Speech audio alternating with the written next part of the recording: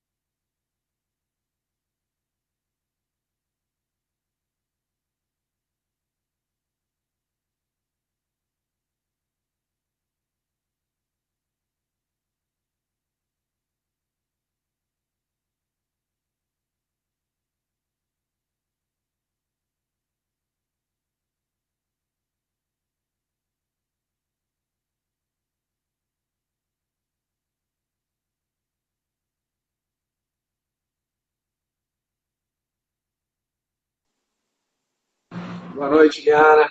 Fábio. Boa Tudo- noite. Tá me ouvindo Tudo bem? bem? Tudo Tô, você bem. tá me... Ah, tá. Porque Eu tô te estavam ouvindo falando que o bem. som não tava bom, meu som. Aí eu tive que voltar. Fui e voltei. Eu tô te ouvindo bem.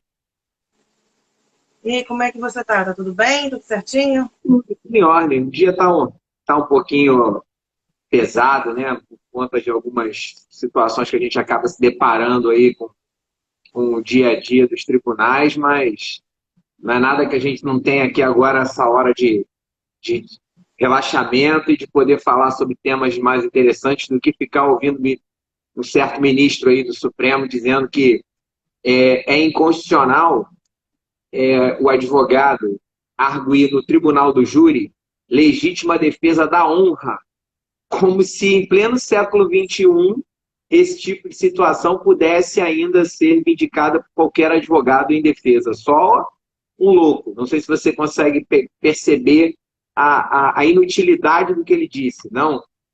Não, eu não ouvi direito, na verdade. Não foi que eu não entendi, eu não ouvi. É, o ministro que eu... Dias Toffoli, hoje, numa sessão de julgamento, ele se deu o trabalho de dizer que a arguição de legítima defesa da honra, ou seja, eu tento matar uma mulher ou tento matar, enfim, alguém, alegando que eu estava na defesa legítima da minha honra. Ou seja, uma traição, por exemplo, né? Eu vou, mato a minha companheira ou mato a minha esposa e vou alegar na defesa que eu estava em defesa da minha honra. Em pleno século XXI. Gente, que retrocesso! Pois é. Mas aí é o que a gente chama de... são os imbecis funcionais, né? Não vai Enfim. sobrar ninguém. Vai todo mundo se matar. E a partir do momento em que a gente está, né, na vigência de um código todo protetivo à mulher, seja no âmbito da violência doméstica, seja no feminicídio, seja numa série de outros dispositivos, é como se tivesse falado nada. Ou seja, se isso não tivesse existido, o universo jurídico não teria sentido absolutamente nada senão vergonha de ter uma pessoa como essa sentada naquela cadeira como ministro da mais alta corte do país.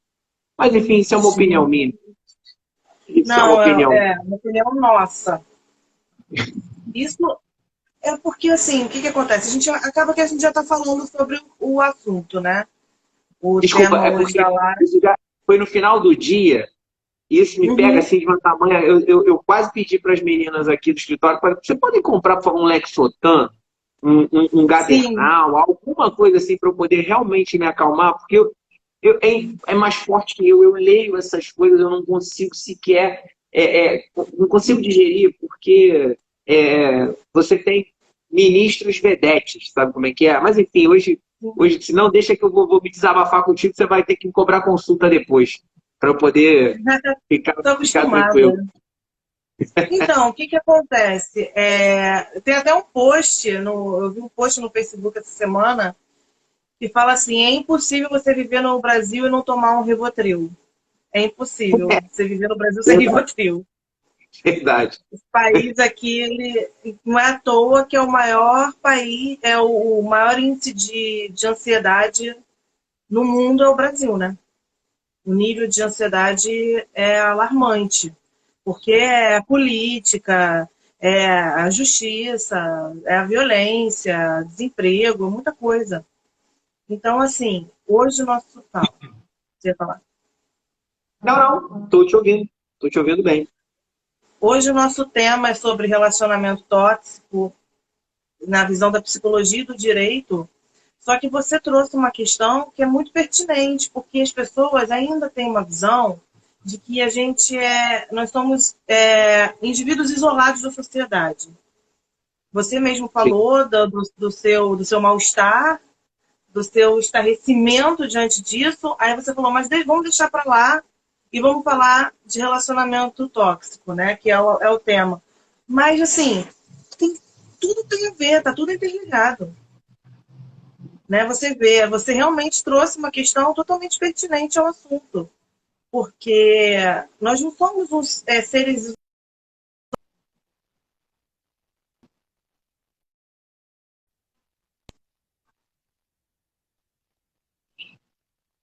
O feminismo, por exemplo,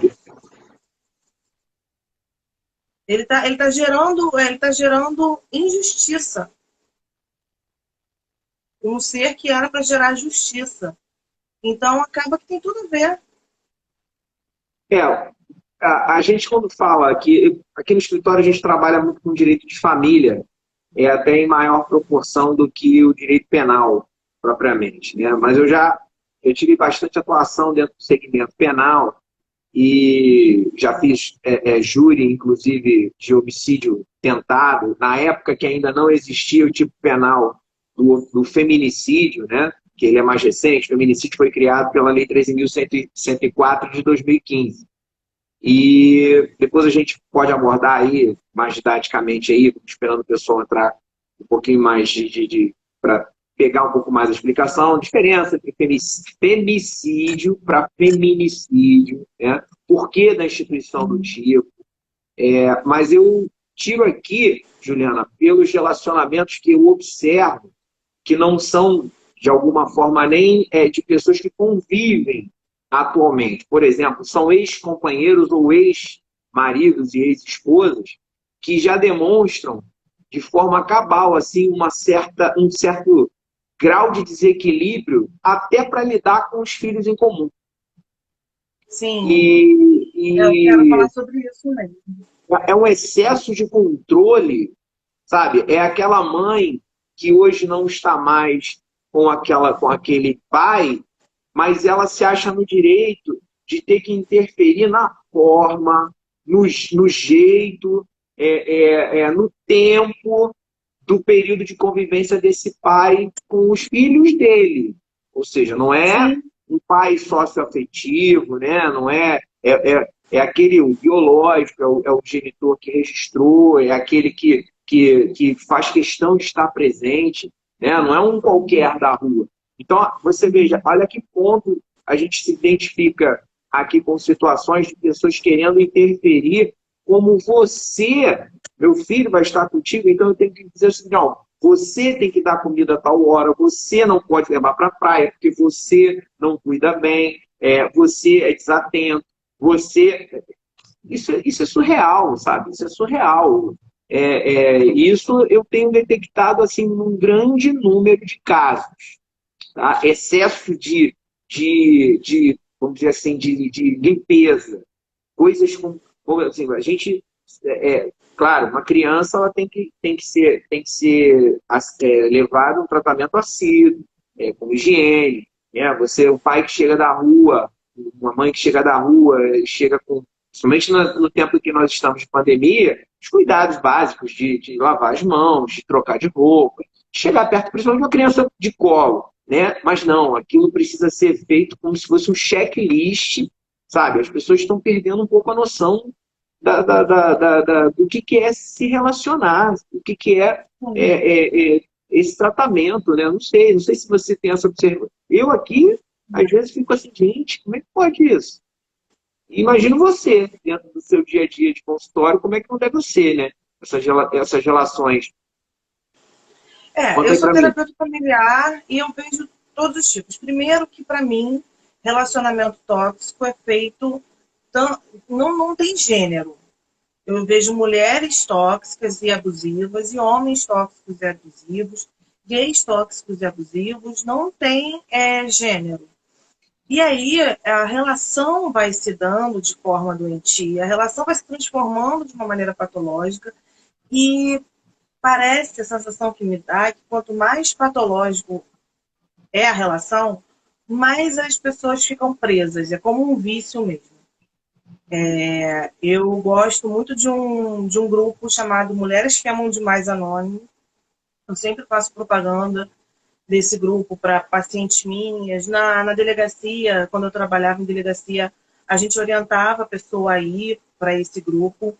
E nesse grupo, a literatura ensina que a dependência emocional ela tem a mesma força que uma dependência química.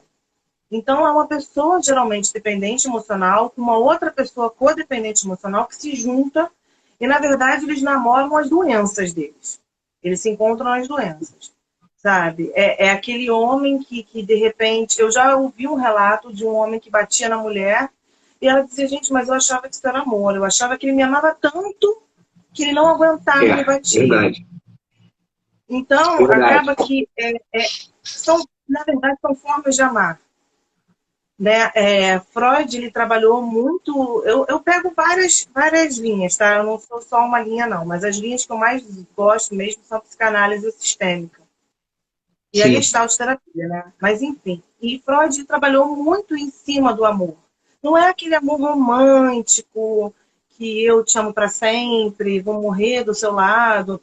São as várias formas de amar. Na verdade, o ser humano tem dificuldade de amar de forma saudável hoje em dia. Aí tem questões antropológicas, tem questões políticas, tem questões sociais, né? Como eu falei no início, nós somos seres muito individualistas. Então, o eu te amo é eu te amo até enquanto eu puder te usar, por exemplo. Eu amo o que você faz por mim e não quem você é. Eu te amo, e por isso você é minha, porque aí entra a sociedade de consumo, de posse, eu tenho que ter, aí eu tenho pessoas. E aí entra os relacionamentos tóxicos, que é aquela coisa do controle do outro. Eu não estou conseguindo te ver direito, Fábio. Não? Peraí. É, esse tá meio. Como assim? Tá embaçado. Embaçado? É. Mas é porque acho que a tela de baixo ela sempre fica um pouquinho mais preta mesmo, não? Ou não? Não, agora eu tô te vendo. Melhorou? Melhorou. Vamos Aí lá. entra aquela coisa do amor romântico, que a gente, graças a Deus, está desconstruindo isso, porque o amor romântico é aquilo, vai ser para sempre, até que a morte nos separe, e aí vem muita frustração, e aí a gente entra em relacionamento tóxico. Eu sou dele, ele é meu, eu tenho que ser como ele quer que eu seja, senão eu vou perder. Ele tem que me satisfazer, senão eu vou embora. Boa noite, bem-vinda. E Boa noite. aí a gente fica um querendo satisfazer o outro, se satisfazer, mas não se encontram. Você consegue entender? Mais ou Entendi. menos? Isso E é aí muito vai típico. para o direito, tá? Porque tem divórcio por causa disso, alienação parental, guardas e por aí vai. Oi, cunhada. O divórcio, nós aqui, nós advogados, a gente tem por base entender o divórcio como um único ato legal, que é aquele de desfazer a união juridicamente estabelecida lá atrás. Paul Bohan, que é um estudioso aí da tua área, ele já desenvolveu, não é de hoje, já na década de 70, ele desenvolveu um estudo onde ele conseguiu, né, captar as fases do divórcio. Né? Então, assim, existem algumas fases pelas quais a gente passa num processo de divórcio, aonde uma equipe, por exemplo, interdisciplinar do tribunal, se assim fosse preparada, ela conseguiria talvez identificar um problema nessa relação e talvez até interceder de forma positiva para que essa ruptura não surgisse. O problema é que a gente aqui do direito enxerga muito a questão do divórcio já na fase final, ou seja, naquela fase onde você já teve o divórcio patrimonial, você já teve o divórcio emocional, você já teve o divórcio parental, enfim, você já chegou, quando a gente fala nessas fases, essas são as fases que você chega, né? Tipo o comportamento, por exemplo, não sei se você vai observa no seu dia a dia, aquele casal que está sempre junto, eles tiram fotos juntos, frequentam locais juntos, tudo deles é sempre muito juntos e fazem questão de trazer isso de forma pública, principalmente em redes sociais. Aí, em determinado momento, você já passa a ver ele ou ela já sozinho, já em programações já mais individualizadas, até botar lá o sextou. Quando bota o sextou, já era, tô solteiro, tô na pista. Divórcio social tranquilo aí, pode ter certeza. Né? E hoje a gente as pessoas levam muito por essas questões do que o outro pensa como eu tenho que agir. Né? E não é isso? Acho que você deve se deparar com bastante. Eu me deparo aqui, claro, quase que por um prisma, vamos dizer assim, psicológico que você tem que ter de lidar, para tentar identificar esse ser que vem aqui, por exemplo, quer se divorciar, quando ele quer, vamos dizer assim, aquele pai que quer fazer mais papel de mãe do que o que a paternidade já lhe confere, né? Ele quer ter o além, ele quer ter o além do aquém com aquela prole, onde a gente acaba dizendo assim, cara, calma, você é pai, você tem o seu direito, você vai ter o seu momento, você vai ter o seu tempo, mas não pode esquecer que ela é mãe. E ela também tem o mesmo direito, o mesmo tempo, e as crianças, elas principalmente têm o direito à convivência com ambos.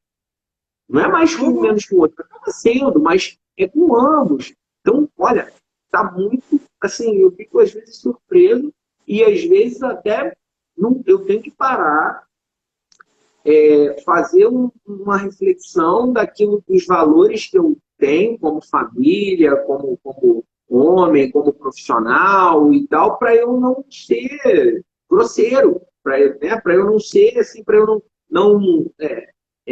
acabar magoando ou acabar assim, não me fazendo entender quando eu dou uma orientação.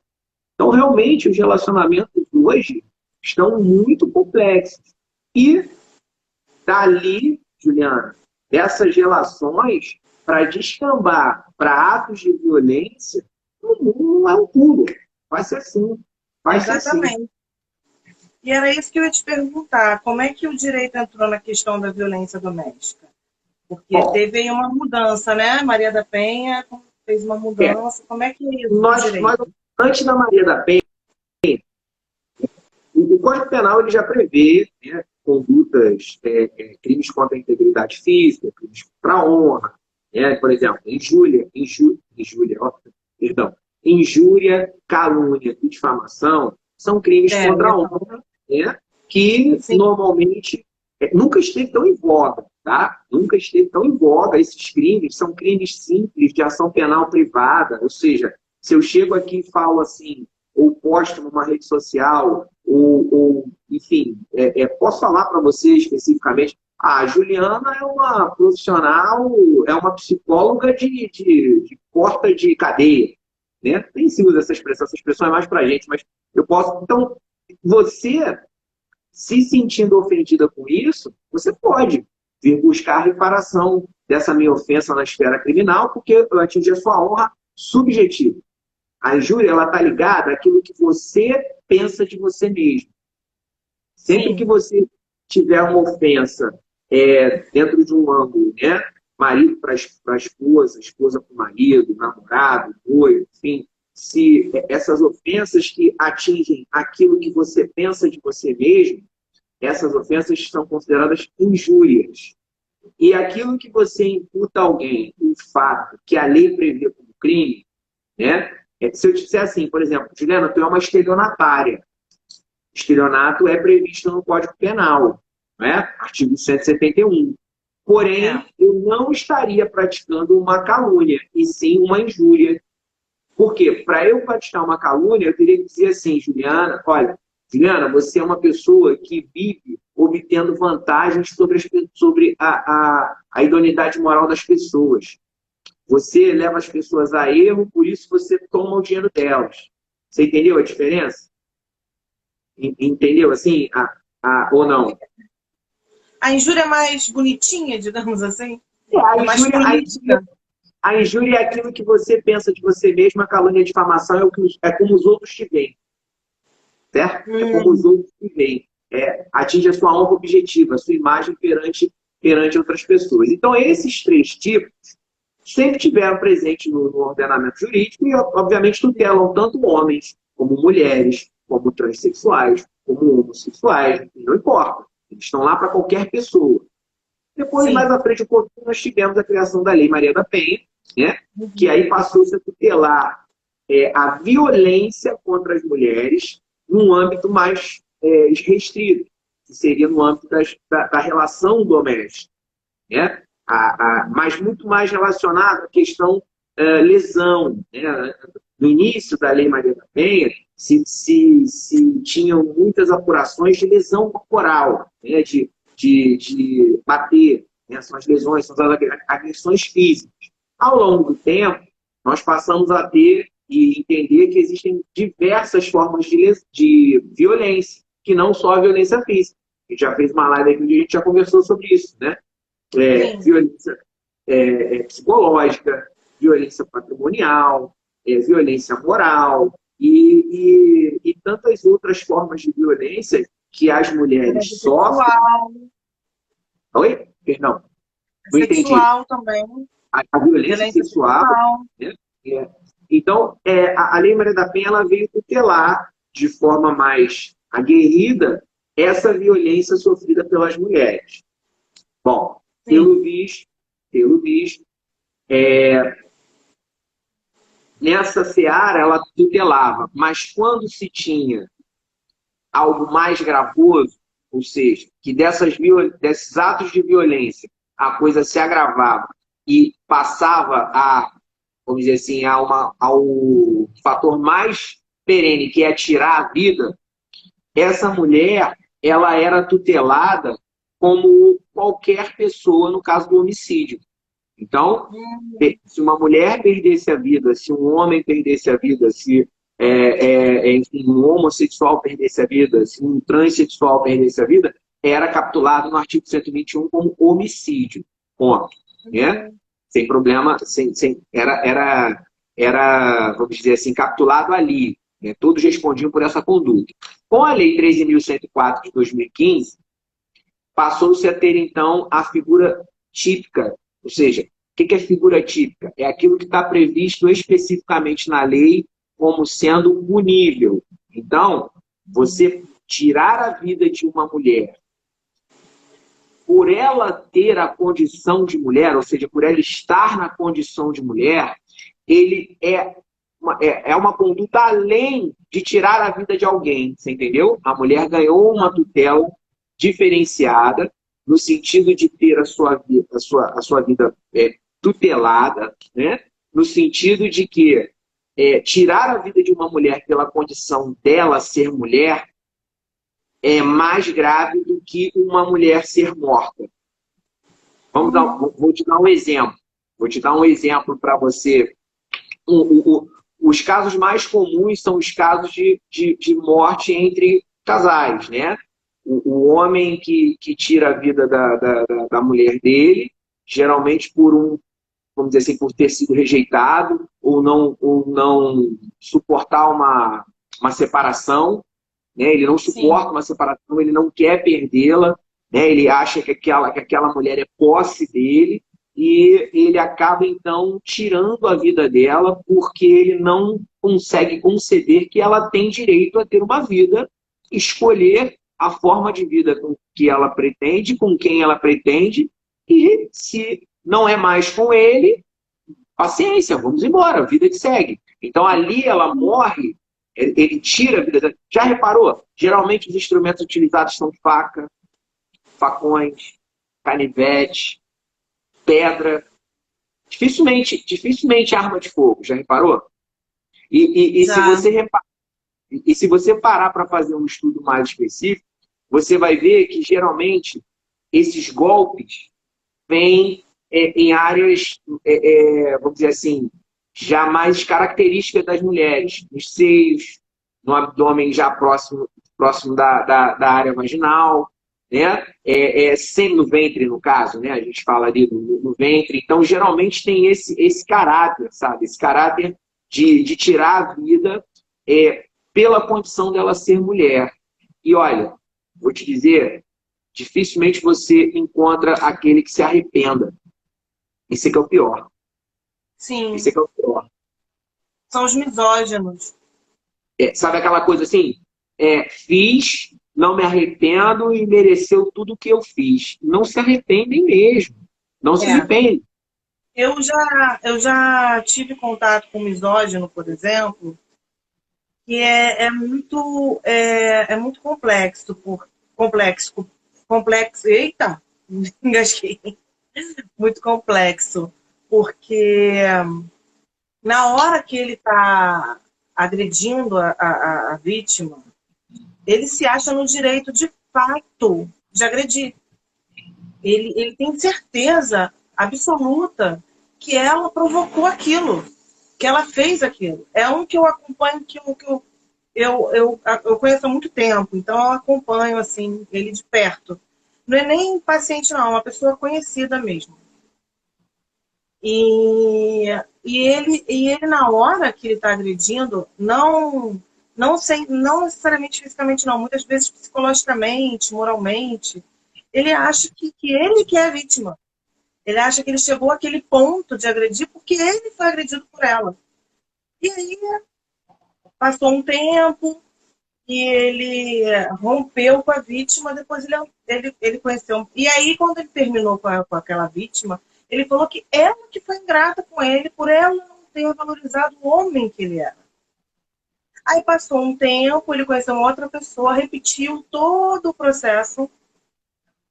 E hoje ele fala para nós assim: nossa, fulana é ingrata, ela não valorizou o homem que eu sou. Quer dizer, repetiu tudo com ela, não, mas elas eram ótimas, eu que não era bom para elas. Mas essa é muito ingrata. Ou seja, ele consegue reconhecer no passado, lá atrás. Mas a atual é muito ingrata. Então, quer dizer, eles têm uma dificuldade de realmente se responsabilizar por aquilo. Aí então, provavelmente ele vai encontrar uma outra pessoa e a outra pessoa vai ser e vai ser arrependido.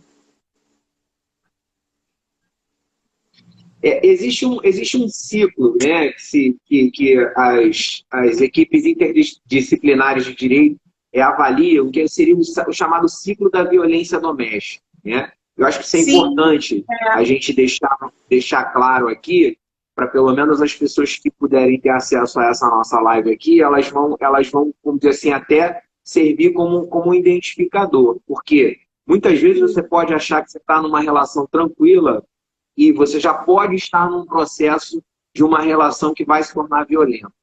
Né? Então, assim, a primeira fase do ciclo de violência, ou seja, isso, claro que não é uma regra, isso foi feito com base em estudos de uma série de casos concretos. Só te interromper, não é regra, mas é a maioria. Eu vejo isso em consultório, eu vejo isso em delegacia, isso em clínica psiquiátrica. Eu falo que não é regra, eu estou enfatizando isso porque as pessoas vítimas, desculpa até te interromper, mas isso é muito importante, as pessoas vítimas, elas não conseguem enxergar que elas estão num processo tóxico, doentio.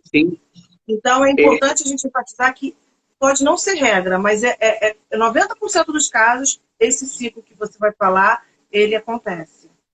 É um ciclo que eu estudei também na delegacia. Assim, e é muito comum.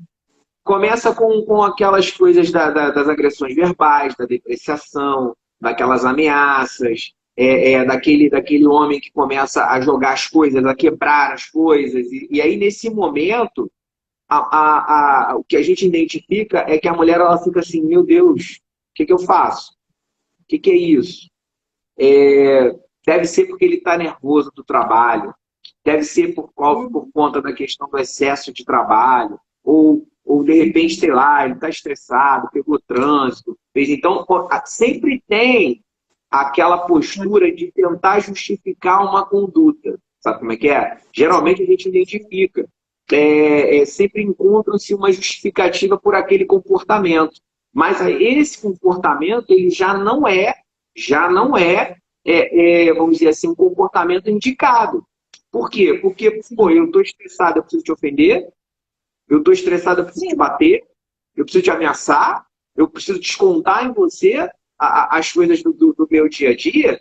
E aí, dessa fase que a gente chama de aumento de tensão na relação, né? Porque o direito entende que aumenta a tensão na relação, as discussões começam a ficar mais acaloradas, a personalidade vem um pouco mais à frente, né? ela aflora, e aí o que acontece? Você passa para os atos de violência propriamente. Aí é onde você vem Não, e assim, isso quando eles não culpam a própria mulher, né? Ou elas culpam o próprio homem. Não, eu estou estressado porque você não atendeu o telefone. Eu estou estressado porque você não respondeu no WhatsApp. Ou porque você sabe que eu chego cansado e você não preparou comida para mim. Isso ainda tem. Em pleno século XXI. Tem. Ainda Tem, eu sei tem. que tem. Eu sei Olha que a tem. casa como é que tá uma bagunça, olha o filho como é que tá sujo, tá largado, você é uma péssima pessoa, e que não sei o quê. Aí Tu não depois vem, presta ai, pra me nada. desculpa, eu te amo, você. Aí vem com todas assim, as promessas. Você é a Então, mulher da minha vida, a pessoa mais mas maravilhosa desse isso, universo todo.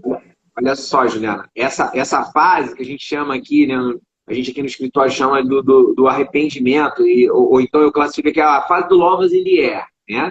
Eu É, brigo com você e falo assim, cara, ó, você não serve para nada, mano. Você não fez a minha janta, você não fez isso, você não fez nada, você retruca, porque dá um sentimento de raiva, normalmente, né? Algumas ficam passivas, outras não, dá aquele sentimento de raiva, dá aquele sentimento de ansiedade, dá aquele sentimento de.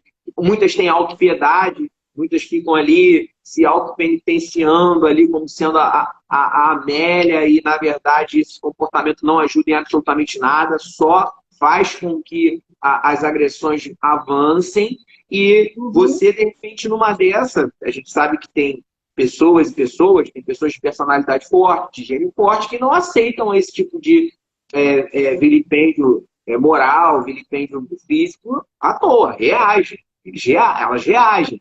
E aí sai um tapa, sai um soco, sim, sai um chute, sai um empurrão, sai um apertão, sai, enfim. Aí a coisa fica séria, que às vezes toma proporções realmente de hospitalização.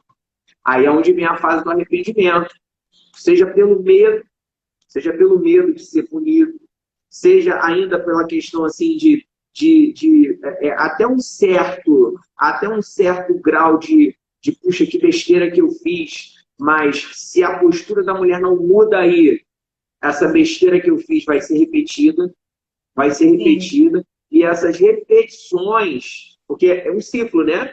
Você se concilia daquele fato isolado, mas ali na frente surge outro. E aí passa novamente pela questão do aumento de tensão na relação, os atos de violência, até chegar a um novo arrependimento. E aí volta esse ciclo até chegar no feminicídio. Até o camarada, a mulher às vezes não suporta mais aquela situação, pede a separação, e aí lascou-se. Aí o camarada não aceita, se não é minha, não é de mais ninguém. E aí é onde você vai se deparar nos noticiários que estão aí cheios, lamentavelmente. A gente observa isso com frequência, né? Mulheres sendo mortas pela condição do ex-marido ciumento, do ex-namorado ciumento, do cara que não aceitava a separação, do cara que a mulher já estava separada há um tempo, mas até então não tinha ninguém, encontrou um novo relacionamento, né? E aí você vê diversos casos nesse sentido. E aí precisava, assim, de uma tutela mais específica, né? Mais, como é que eu vou te dizer assim? Mais gravosa. Porque o homicídio, ele tem pena, para quem pratica um homicídio, a pena é de 6 a 20 anos. Para quem pratica um feminicídio, a pena vai de 12 a 30. Já começa de cara em 12 anos. Né? Então você vê que deveria, no meu sentido, deveria ser algo que as pessoas tinham que pensar 98 vezes antes de poder praticar um ato de tentativa de tirar a vida da mulher por conta dessa questão de rejeição. Mas é isso que você observa? Eu não observo isso. Vai não, para é a muito complicado, porque o que acontece? Como eu falei, a relação que é 99% dos casos, a agressão nunca começa com a física. E muitas das vezes nem acontece a física. E eu, particularmente, eu não sei se é porque é a minha área, eu, particularmente, considero a psicológica tão grave quanto a física, ou mais, menos não. E a mais difícil Por de quê? se Porque a materializar. coisa mais... Oi? É a mais difícil de você conseguir ter prova, ter a materialidade. Que ela é velada no Exatamente. contexto. O que é de mais precioso em nós é a nossa mente, a nossa capacidade de discernir o que é bom e o que não é para nós. Nossa capacidade de saber quem nós somos, o que nós queremos para nossa vida, o que é certo, o que é errado para nós. E aí, geralmente, a pessoa que ela é tóxica, seja porque é narcisista, ou porque é perverso, ou porque é borderline, aí vai depender de cada um. Tem vários transtornos que levam a pessoa a ser agressiva. A pessoa que é tóxica, ela vai minando a sua capacidade de percepção. O nome disso é gaslighting. Gaslighting. Por exemplo, você viu que a pessoa te traiu. Foi uma coisa Sim. assim, não tem como fugir. Que isso é coisa da sua cabeça, eu só estava conversando com ela. Você é louca, por que você me seguiu também? Por que você foi atrás de mim? Gente, mas também, né, você não é suficiente para mim. Você não estava me dando amor, você não estava me dando carinho, você não estava me dando atenção. E aquele cara que você também estava conversando outro dia no WhatsApp, você pensa que eu não via? Virou o jogo de uma forma, e a mulher não quer perder ele, e acreditar em determinadas verdades dói para o cérebro. É aquela história de a verdade dói. E dói. Sim. A gente entra num processo de negação. Prefiro acreditar nele do que em mim, que pelo menos eu continuo com ele. E aí, de repente, é uma outra coisa. A mulher vai, faz isso, faz aquilo outro, mas nunca é bom. Mas, poxa, também você não me deu atenção. Aí vem de novo aquelas críticas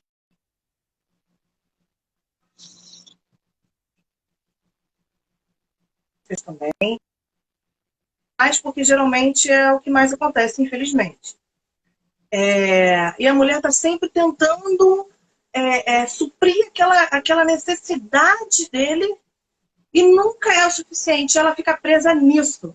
Por isso que a violência psicológica é pior do que a física, porque a física é clara. Não tem como Deixa você vestir, né? fingir que Deixa não tomou vestir. um soco na cara. Ela Não tem deixa como vestir. você fingir que não foi estuprada. Não tem como. Né? Por que, por exemplo, caso de abuso sexual, que você também já conhece, aquela pessoa que chega de mansinho te conquistando e abusa de você. É muito mais difícil para a vítima perceber que aquilo é abuso do que o cara que pegou ela à força e estuprou. É muito mais Existe uma difícil para a diferença. mente.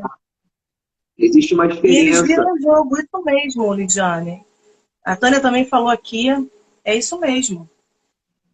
Depois eu queria até responder uma pergunta de uma pessoa aí, mas pode falar, depois eu Com respondo relação a essas perguntas. esse comportamento que você falou, existe uma diferença entre o estupro, né, mediante violência ou grave ameaça, que é aquele que a gente não tem dúvida que ele ocorreu ali, da posse sexual mediante fraude. Né?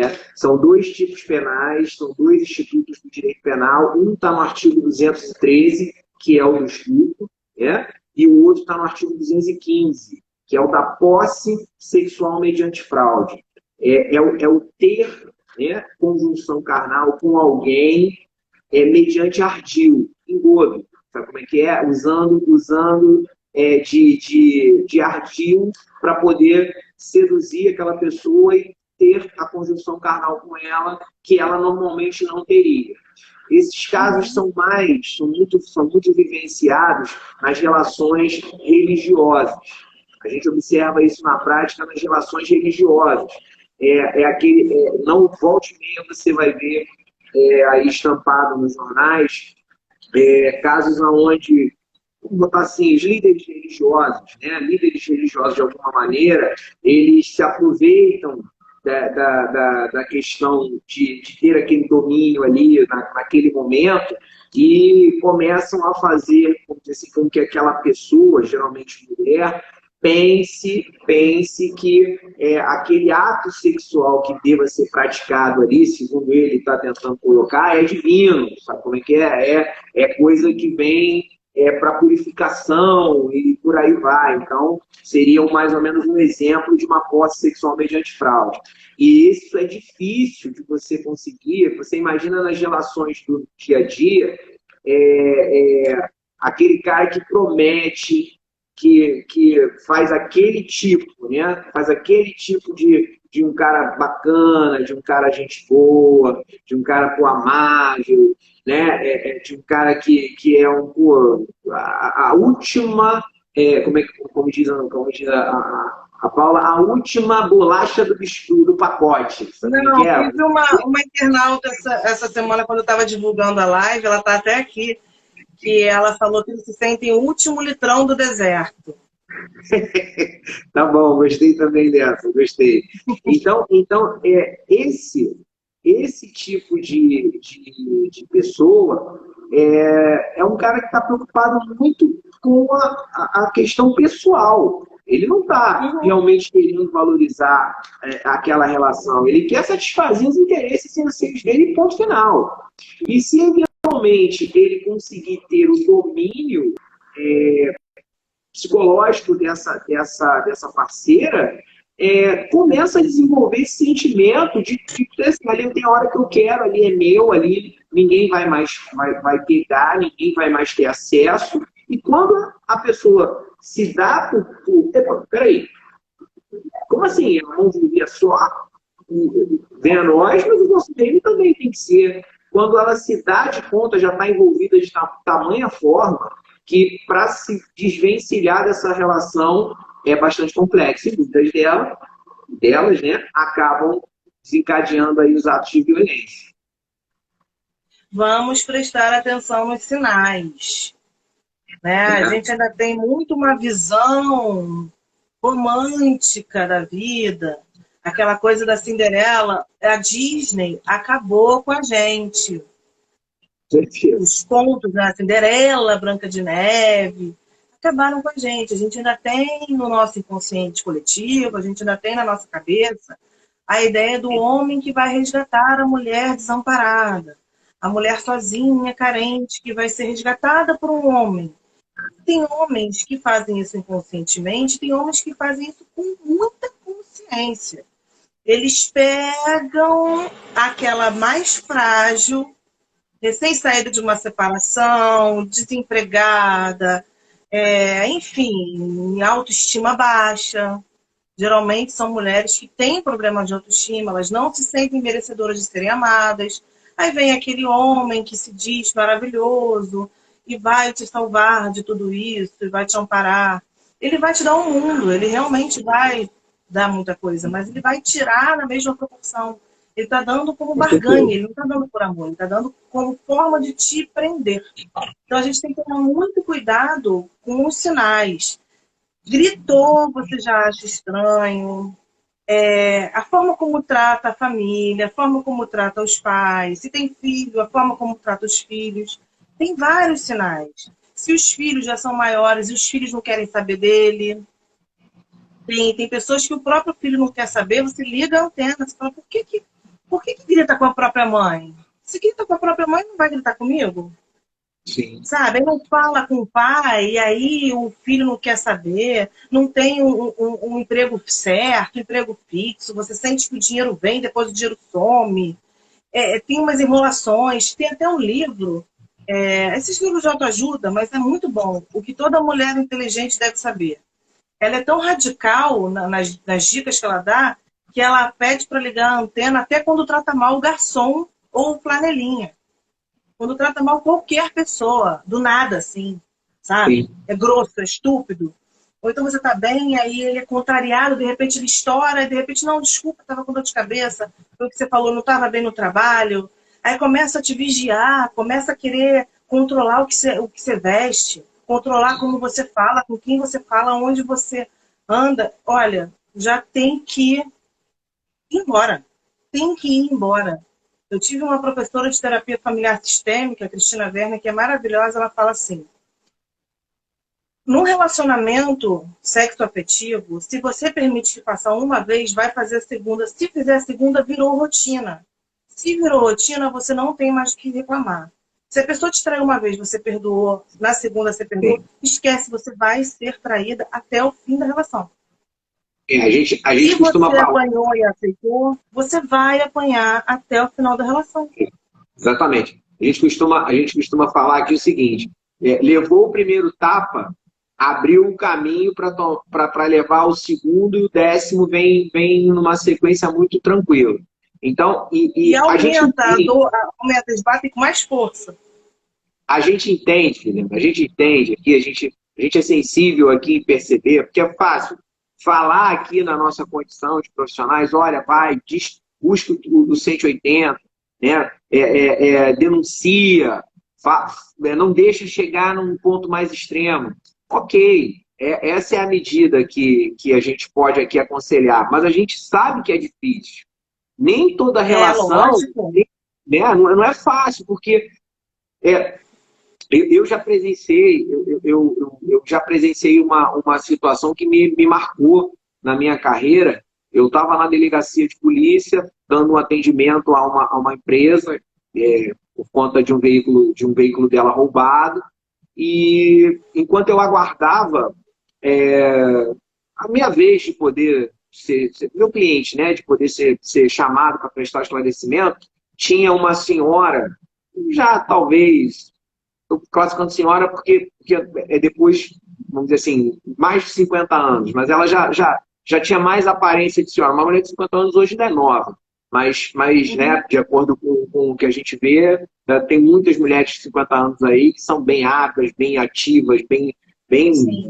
maluquetes, né? Então, essa já beirava aí quase os 60 anos, já mais de 50 anos, e já aparentava ser mais senhora. Então, estava ela e a filha, perdão, ela e a neta, né? A mãe dela era falecida, ela e a neta, na delegacia, e ela foi registrar que o atual companheiro dela, a pessoa que estava com ela identificou que ele iria abusar sexualmente da neta. Então ela conseguiu tirar a neta de casa e foi até a delegacia. Só que o que ela queria? Ela queria que alguém da delegacia fosse lá na casa que era dela, tá? Para poder fazer com que ele saísse. Por quê? Porque ele ia tentar de novo. E ela disse em alto bom som, estava do meu lado, assim: se vocês não forem comigo, ele vai me matar. Porque ele já disse que vai me matar. Quando eu vim aqui, ele disse que vai me matar. Isso ocorreu lá na 37ª DP. Claro que ninguém foi, claro que foi feito só o registro de ocorrência. E aí ela saiu da delegacia, pediu a medida protetiva, enfim, até aquela tramitação. Eu lembro que nesse dia eu fiquei muito tempo na delegacia, porque tinha carga para liberar, tinha caminhão, foi bastante complexo.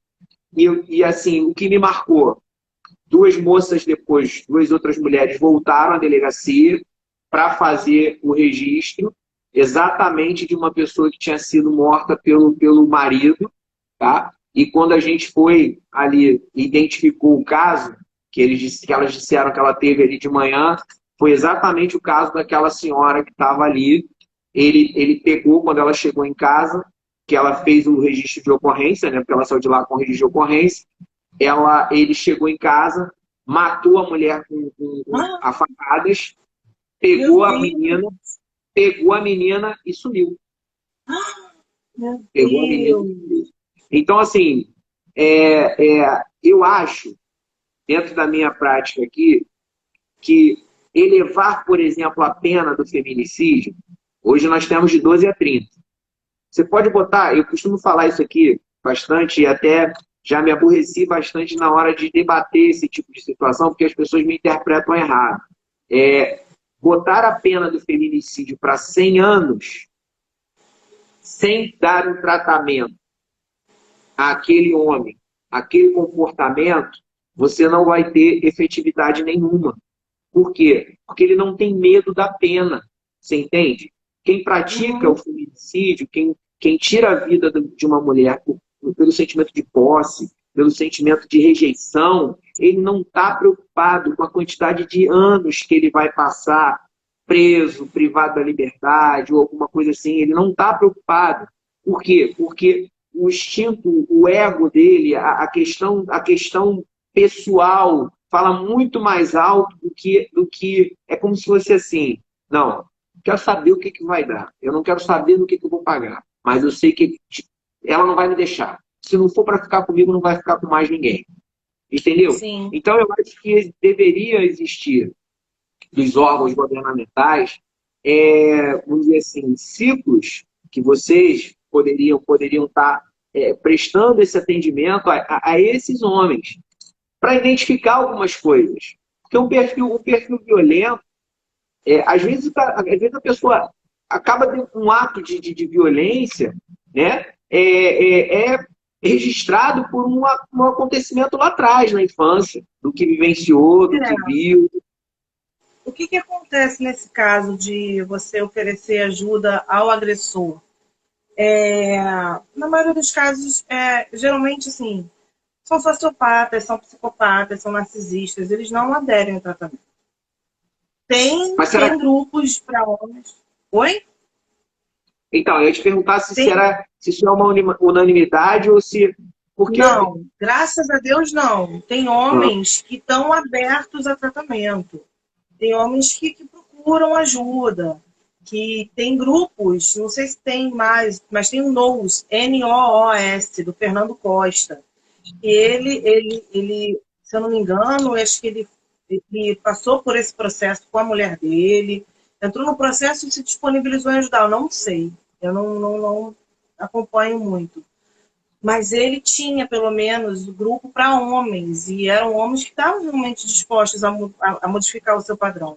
Domingo, ontem mesmo, eu atendi um SOS, uma emergência de um conhecido meu que me pediu ajuda, e o caso dele é de agressão, e assim, eu vi uma luz no fim do túnel no caso dele, ele está disposto a se modificar, não sei se ele vai entrar em terapia, foi um SOS, foi um momento, né? Mas, assim, já tem alguns que se mostram abertos, mas tem muitos que não. E aí a gente não tem muito o que fazer, porque psicopata não vai fazer terapia, sociopata não vai fazer terapia, narcisista não vai fazer terapia. Se fizer, é para te manipular, para conseguir o que ele quer. É para mostrar o quanto ele é maravilhoso e a mulher é uma louca que está cismando com ele, pobre coitado, vítima do sistema. Entende? Então ele só está ganhando tempo. Ele vai fazer porque disseram que ele tem que fazer ou para provar que você é louca. Então é muito difícil entrar.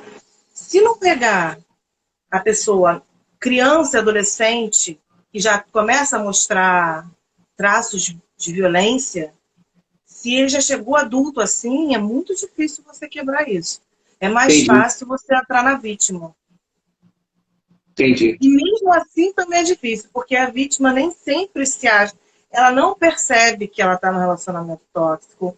Quando ela percebe, muitas vezes, ela está muito dependente, inclusive financeiramente deles. Porque também eles fazem isso. Não, você fica em casa, cuida das crianças, deixa que eu cuido disso, não se preocupa com isso. Você vai trabalhar e começa a infernizar a mulher no trabalho, muitas vezes.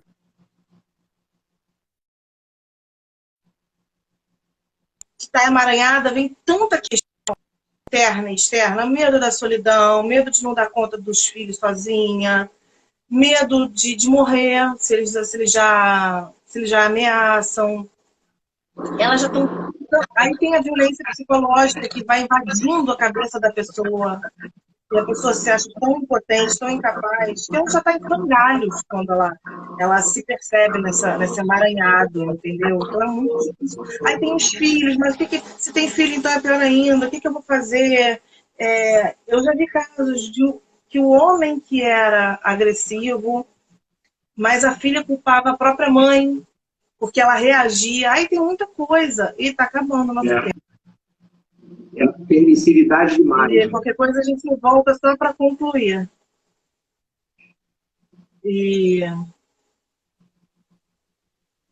Alô, Fábio? Acho que tá ruim agora. Não. Qualquer coisa, se cair, a gente volta só para concluir. Tá. Você falou que tinha uma pergunta que você queria